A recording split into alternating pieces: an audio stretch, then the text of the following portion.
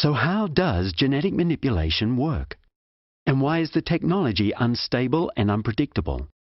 Have a look at this simple analogy. Let's say that this CD holder is a living organism, and that each disc within is a gene.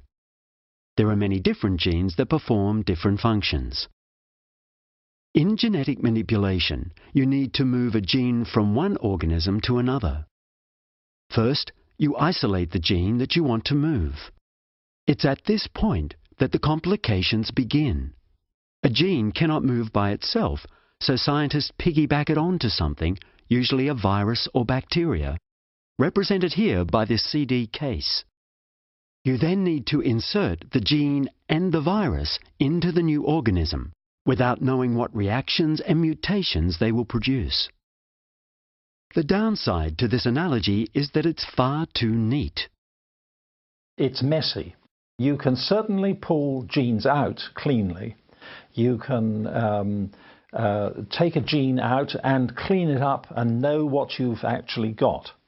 But all the evidence is that then when you try to put it into another organism, it's messy. Often people are using viruses to move genes around for them in genetic manipulation techniques. Now, viruses have survived because they're able to jump around. And so the use of viruses for this sort of work is particularly worrisome and needs to be checked as to whether or not one is breaking down a barrier that is natural. In a situation like this, where an activity could have massive negative implications for the future, we have to look at the moral response.